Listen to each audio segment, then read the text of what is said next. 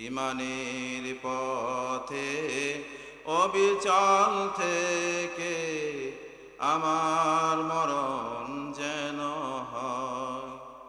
তোমারই কাছে মিনতি আমার, তোমারই কাছে মিনতি আমার। ওগো দয়াময়, ইমানের পথে অবিচল থেকে আমার মরণ যেন হয়। সবাই আমিন বলেন। আলহামদুলিল্লাহ।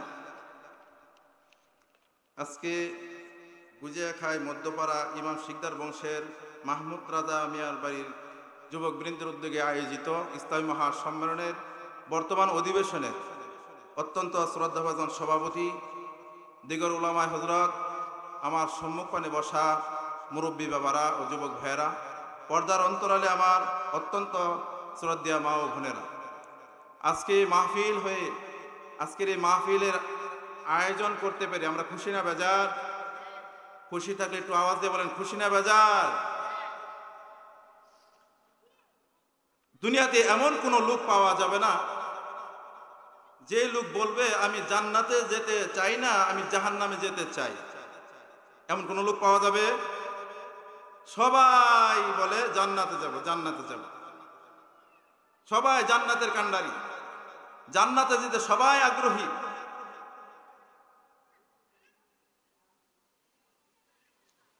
ভূমিকা ছাড়া আমি মূল আলোচনায়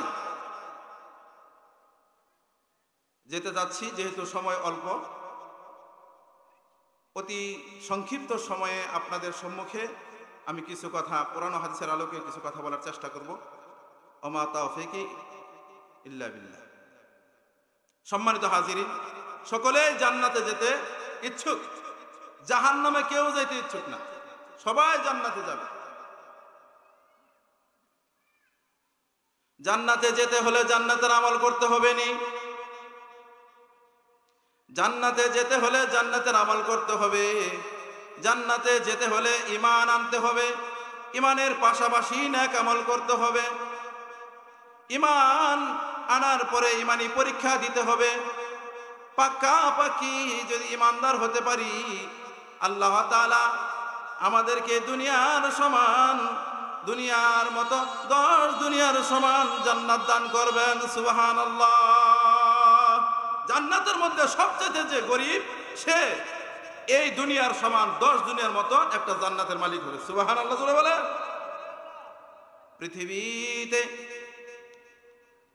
আল্লাহ তাআলার বান্দা বান্দিরা ঈমানি পরীক্ষা দিয়েছেন। আল্লাহর বান্দা বান্দিরা ঈমানি পরীক্ষা দিয়েছেন। পাক্কাপাক্কি ঈমানদার হওয়ার জন্য পরীক্ষা দিতে হবে। পৃথিবীর মধ্যে উল্লেখযোগ্য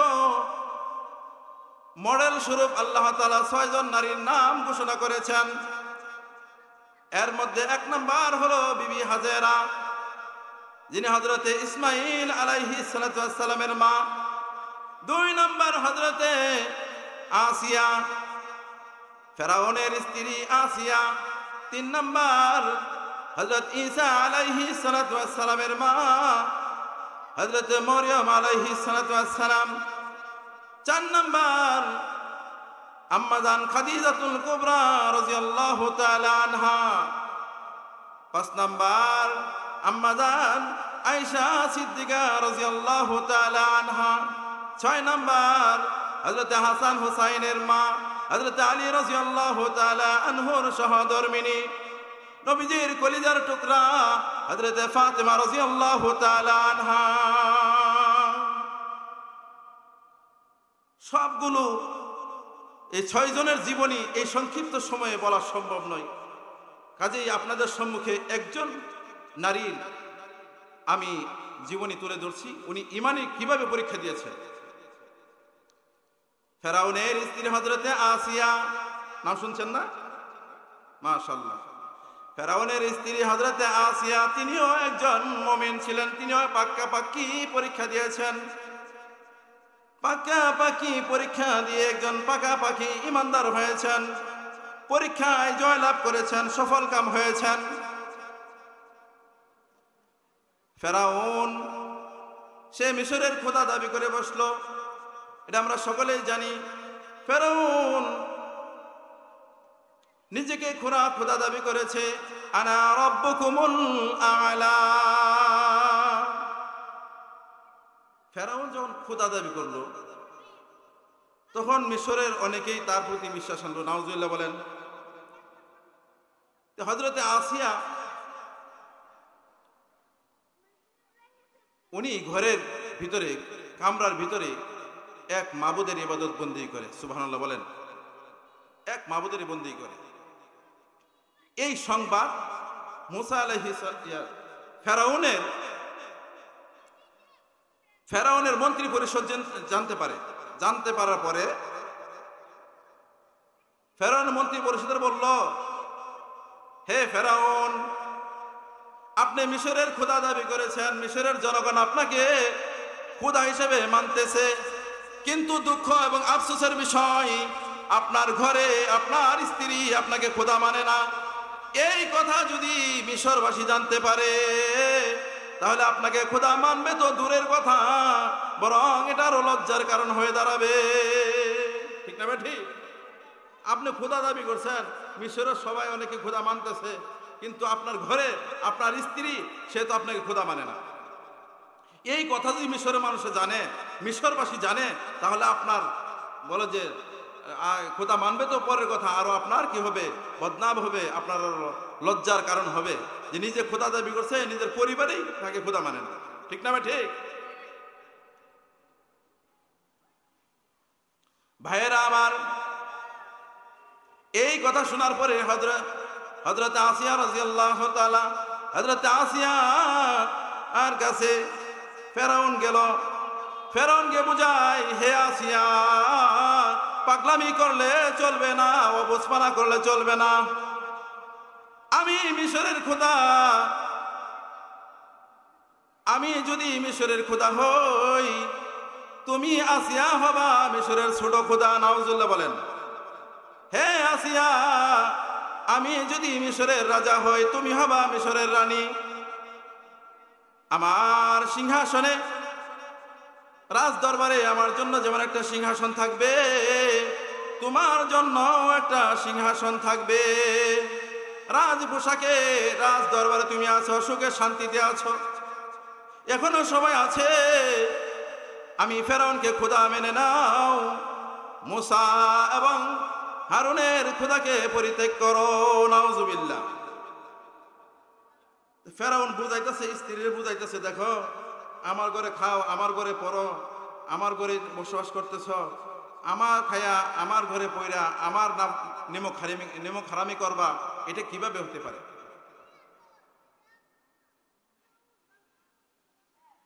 আসিয়া চুপ করে থাকে, কোনো উত্তর দেয় না।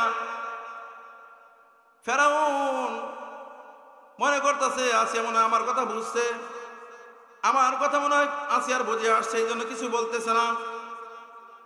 পরক্ষণেই হযরত আসিয়া স্পষ্ট ভাষায় বলতেছে, আমানতু বিরাব্বিল আলামিন,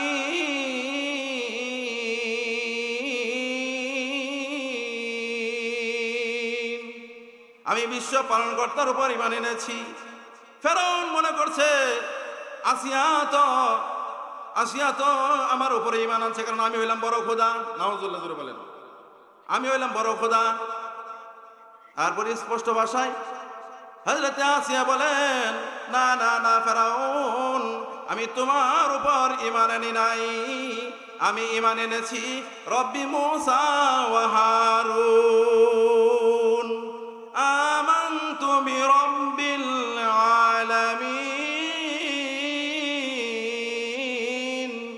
রব্বি মুসা ওয়া হারুন।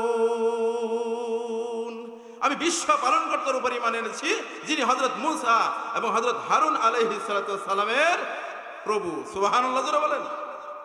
ফেরাউন এবার বলে, আসিয়া রে, তোমার এত বোঝাইলাম, তুমি বুঝলা না, এবার বুঝবা আমার শাস্তি কত সাজা, আমার সাজা কত মজা, আমার আযাব কত কঠিন, আমি কত ভয়ঙ্কর, আমি কত নিষ্ঠুর। হে আসিয়া, এবার তুমি বুঝবা। এই কথা বলার পরে ফেরাউন জেলারকে ডাক দিয়ে বলে, হে জেলার, আসিয়াকে গ্রেফতার করো। আসিয়াকে গ্রেফতার করার পরে অন্ধকার কুঠির মধ্যে রাখে। অন্ধকার কুঠির মধ্যে রাখিয়া আসিয়ার রাজ পোশাকগুলো একে একে খুলে নেয়। জেলার বেত্রাঘাত করতে থাকে, একের পর এক বেত্রাঘাত করতে থাকে। বেত্রাঘাত করতে করতে আসিয়ার শরীর ফুলে যায়, ফেটে যায়, রক্তপাত হতে থাকে, রক্তক্ষরণ হতে থাকে, রক্ত বের হতে থাকে। এভাবে জেলার আঘাতের পর আঘাত। ভাইয়ের আমার, শুধু নাম শুনেছি আমরা চামড়ার চাবুক, দু চোখে এখনো দেখি নাই। চামড়ার চাবুক কি পরিমাণ জ্বালাময়ী, কি পরিমাণ আঘাত করতে পারে, যারা চামড়ার চাবুকের আঘাত খেয়েছে তারাই কেবল বলতে পারে। ভাইয়ের আমার, বন্ধুরা আমার, হযরত আসিয়াকে একের পর এক আঘাত করতে থাকে। হযরত আসিয়া বেহুশ হয়ে পড়ে, আবার হুশ ফিরে আসে, আবার বেহুশ হয়ে পড়ে, আবার হুশ ফিরে আসে, আবার আঘাত করতে থাকে, বেহুশ হয়ে পড়ে। এক পর্যায়ে যারা ডাক দিয়ে বলে, হে আসিয়া রে, হে আসিয়া, এখনো সময় আছে, ফেরাউনের কথা মেনে নাও, মুসার খোদাকে বাদ দিয়ে ফেরাউনকে খোদা মেনে নাও। নাউজুবিল্লাহ বলেন। ফেরাউনকে খোদা মেনে নাও, তাহলে তুমি আগের অবস্থায় ফিরে যাবে, সবকিছু ঠিকঠাক হয়ে যাবে। আসিয়া ডাক দিয়ে বলে, হে জালেমের দল, হে মূর্খের দল, কি করে সম্ভব? আমি আমার এই অন্তরকে তো আল্লাহর জন্য সঁপে দিয়েছি, এই অন্তরের মধ্যে আমি আল্লাহকে স্থান দিয়েছি, আমার মাওলার ভালোবাসা আমার অন্তরে স্থান দিয়েছি। এই স্থানে, এই অন্তরে আবার কেমনে ফেরাউনকে জায়গা দিব? আবার এই কথা বলার পরে জেলেরা আঘাত করতে থাকে, আঘাত করতে থাকে, করতে করতে বেহুশ করে দেয়, আবার হুশ ফিরে আসে। এবার জালেমরা বলে, হে আসিয়া রে, তুই কেমন খোদার প্রতি ঈমান আনছর, তোর খোদা কেন বাঁচাই না? নাউজুবিল্লাহ বলেন। এখনো বর্তমান সমাজে কিছু নাস্তিক মুরতাদ আছে, কয় হে এত নামাজ পড়ে, রোজা করে, এরপরে তার উপরে কেন এত বিপদ আপদ আসে? আছে কি আছে না?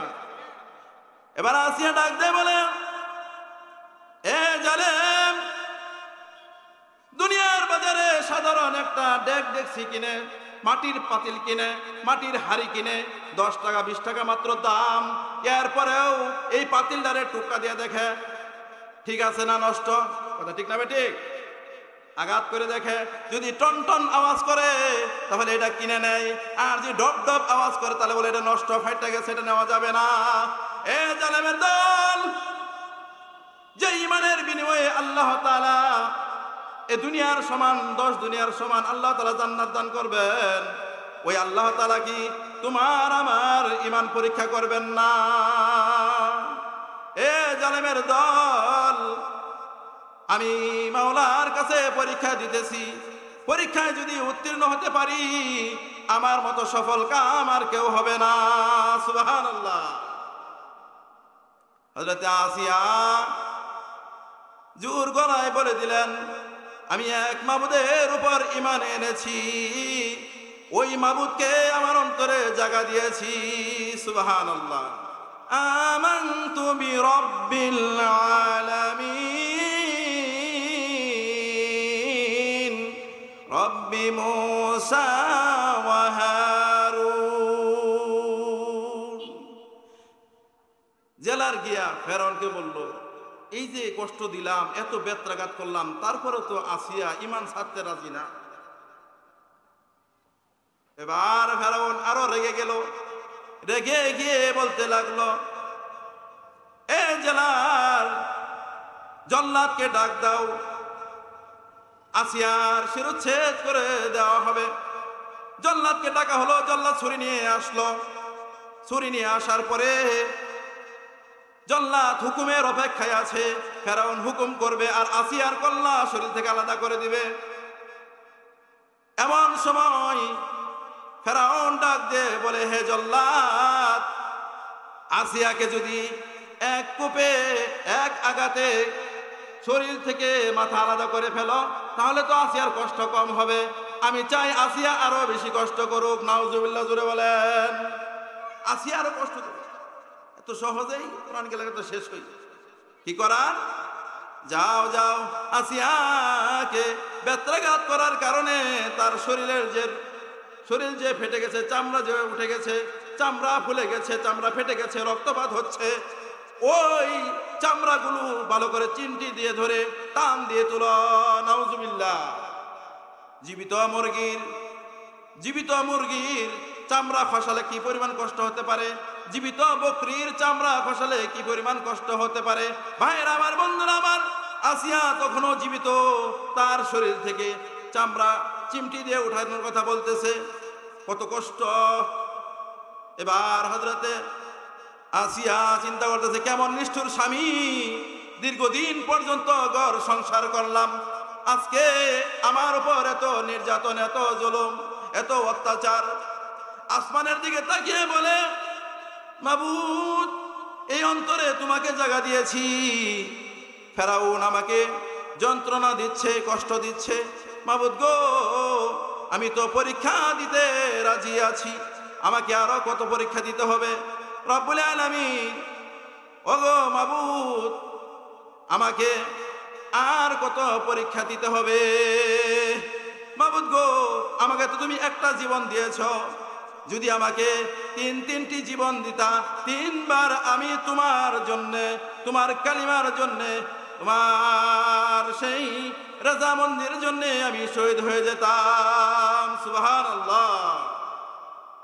ولو وجدت أقتل في سبيل الله ثم أحيا ثم أقتل ثم أحيا ثم أقتل।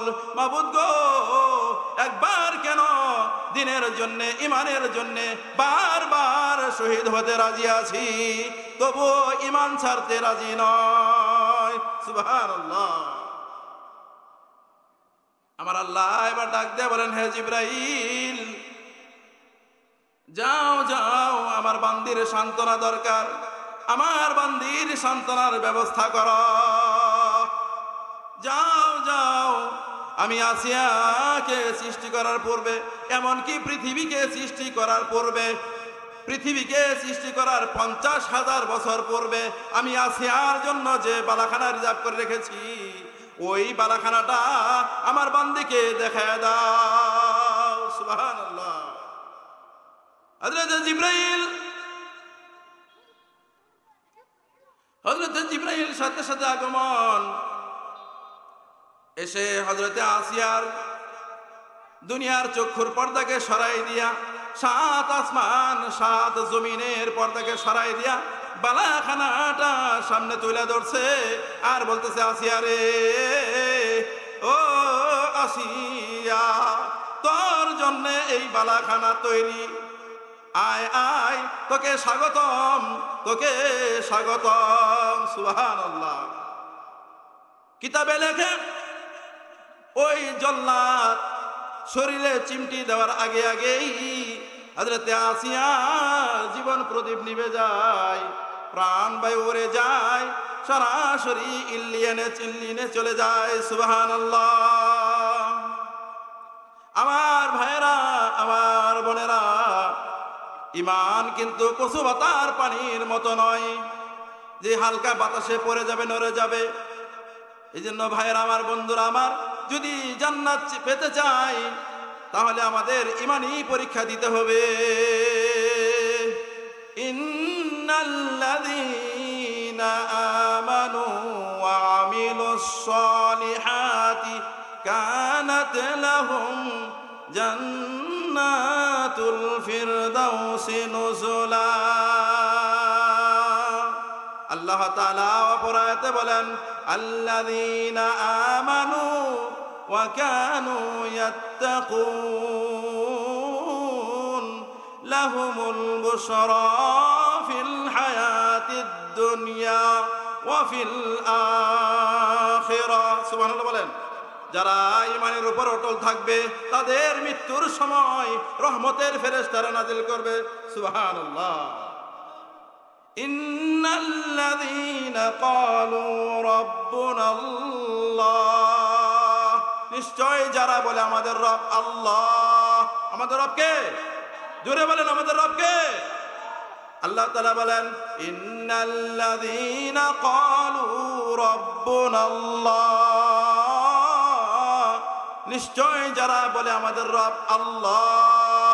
শুধু আমাদের রব আল্লাহ বলে ক্ষান্ত থাকে না, সুম্মাস্তাকামু, এরপরে যতই বিপদ আপদ আসুক না কেন তারা এই কথার উপরে অটল থাকে। সুবহানাল্লাহ বলেন। ভাইরা আমার, বন্ধুরা আমার, তাতানাজ্জালু আলাইহিমুল মালাইকা, যারা ঈমান আনার পরে ঈমানের উপর অটল থাকে আল্লাহ তাআলা বলেন তাদের উপর রহমতের ফেরেশতারা অবতরণ করেন। সুবহানাল্লাহ। কোন সময় অবতরণ করে? তাফসিরে ইবনে কাসিরে উল্লেখ করে হযরত যায়েদ ইবনে আসলাম রাদিয়াল্লাহু তাআলা আনহুর রিওয়ায়াতে উল্লেখ করেন যে ফেরেশতারা মুমিনদের কাছে উপস্থিত হয় কোন কোন সময়? ইউবাশশিরুনাহু ইনদা মাউতিহি ওয়া ফি কবরিহি ওয়া হিনা ইউবআসু। সুবহানাল্লাহ। সুসংবাদ নিয়ে আসে, আল্লা তাখাফু ওয়া লা তাহজানু ওয়া আবশিরু বিল জান্নাতিল্লাতী কুনতুম তুআদুন। হে মুমিন মুসলমানেরা, তোমরা ঈমান আনার পরে শত বিপদ আপদ আসার পরেও ঈমান তোমরা ছাড়ো নাই, ঈমান থেকে দূরে সরে যাও নাই, ঈমানের উপর অটল ছিলে, ঈমানের উপর অটল ছিলে। শত লোভ লালসা দেখানোর পরেও তোমরা ঈমান থেকে দূরে সরে যাও নাই, শত বিপদ মুসিবত আসার পরেও ঈমান থেকে সরে যাও নাই। ভাইয়ের আমার, বন্ধুরা আমার, এদের জন্য সুসংবাদ ঘোষণা করে ফেরেশতারা, আল্লাহ তাখাফু, হে তোমার ঈমানদাররা, তোমাদের কোনো ভয় নাই, তোমাদের কোনো টেনশন নাই। ওয়া আবশিরু বিল জান্নাতিল লাতী কুনতুম তুআদুন, তোমাদেরকে যে জান্নাতের ওয়াদা দেওয়া হয়েছে সেই জান্নাতের সুসংবাদ গ্রহণ করো। সুবহানাল্লাহ। এখন আমাদের ঈমান আজান দিলে মসজিদ পর্যন্ত নিতে হারে না, মসজিদও আজান হয়, এর মধ্যে দোকানে বসে চা খায়, কি করার কোন কারবারটা? আমাদের ঈমান ঘর থেকে মসজিদ পর্যন্ত নিতে পারে না, এমন শক্তি কম পাওয়ারের ঈমান। আমার ভাইরা, আমার বন্ধুরা, মৃত্যুর সময় এই দুর্বল ঈমান নিয়ে কিন্তু পার হওয়া যাবে না। দুর্বল ঈমান নিয়ে, নিবিড় ঈমান নিয়ে পার হওয়া যাবে না। আগের থেকে ঈমানকে মজবুত করতে হবে, ঈমানি মেহনত করতে হবে, ঈমানি দাওয়াতি কাজ করতে হবে, দাওয়াত দিতে হবে মানুষকে, নিজেও আমল করতে হবে, নিজের পরিবার পরিজনদেরকে আমল করাইতে হবে। ইনশাআল্লাহ আমরা রাজি আছি তো? ওয়া নাহনু